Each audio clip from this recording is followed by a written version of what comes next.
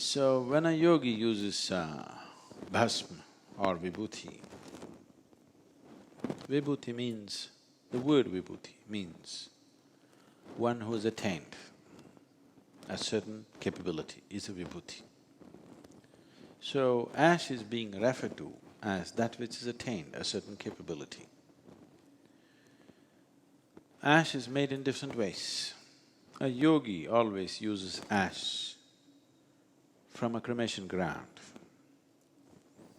So, all the stories that you hear about how Adi Yogi always resided in the cremation ground is because…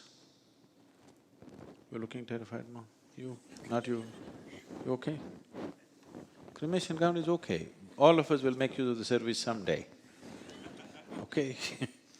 You may not go to a restaurant, you may not go to a disco, you may not go to your golf course, but we will all go make use of that one service, isn't it? Yes? Other things by choice. This we will make use, isn't it? So, there's nothing to be terrified about, it's a place we have to go. You better go gracefully. So always these stories about how he hung around cremation grounds, it's not that always he lived there, it is just after morning shower, they went to the cremation ground looking for the ashes for the day. For householders, people who are holding on to their houses, for householders, we made other kind of ash. We made it from… the next best thing that we did was cow dung. We burnt it and made ash. This is also good, it does certain things. It opens up your receptivity in a certain way. So we said, don't apply it all over your body, just in certain points. If that is also difficult, then we did rice bran, otherwise we did sesame seed ash. Like this we produce more and more benign things.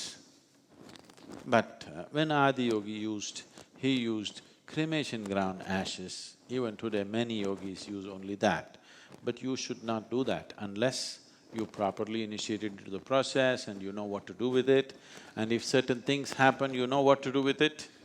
For you, the simple ash, either made out of cow dung or rice bran, when you apply, if you go into a space which is energetically charged in some way, if you apply it between your eyebrows, there is a spot.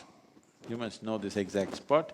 There is a spot behind your ears. If you apply on those two sides and the pit of your throat and where the rib cage meets just beneath that, the idea is you want the higher aspects of who you are to become receptive.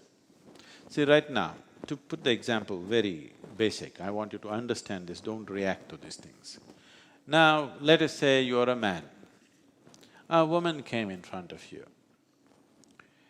It is not just the eyes, the whole body responds, okay? It depends who it is, what it is. Now, if you look at her in a certain way, you may think she's your mother. If you look at it in another way, you may be drawn to her sexually. If you look at it another way, you may be repelled because it reminds you of something. Reminder need not be necessarily in the mind, it's all over the body. So now, you're walking on the street, you don't want to get entangled in all these things. If you see anything, you want to receive this in the highest possible way. So you apply vibhuti to make those spots more sensitive, so that your receptivity is in the higher dimension of life, not on the lower dimension of life. When I say lower, I am not talking in terms of hierarchy, high and low. I am talking geographically lower in your body, okay? It is not a question of morality, it is not a question of right and wrong, it is a question of entanglement. If you receive from higher dimensions within you, there is no entanglement. If you receive the same thing from lower dimensions, the same thing will become entangling in process. So, because you want to be in a place where you're moving towards your liberation, not towards your entanglement, you make the higher aspects of your body more receptive. Even all the women are, the Indian women are supposed to put a red spot to make them receptive here, not somewhere else. If some other part of the body receives, it responds in a different way. If it receives here, it responds in a different way.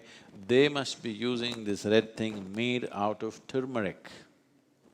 But now they are putting a plastic patch and making sure it is sealed. Really. You're supposed to apply, kumkum is made of turmeric, do you know this? But now they're applying either chemical powder or many of them are sealing it with a plastic patch. It's a Band-Aid. Colored Band-Aid you can fix on your forehead. The idea is that receptivity happens in the highest center for you because how you receive something determines the nature of your life. What you receive is important too, but how you receive it is vital important. See, you could get poisoned with life in so many ways. You went somewhere, the way you responded to somebody or something could make or break your life, isn't it? Yes or no? Many times, the way you respond to a certain human being or a certain situation could either make your life or break your life. Some people make it, some people break it, isn't it? So, a little control over that just by making the higher aspects more receptive so that the lower aspects of your body are reactionary, they react. This is a response. It will give you a chance to respond to it sensibly rather than simply reacting. When you simply react, you get enslaved and entangled to many things. When you respond, you are living your life by choice.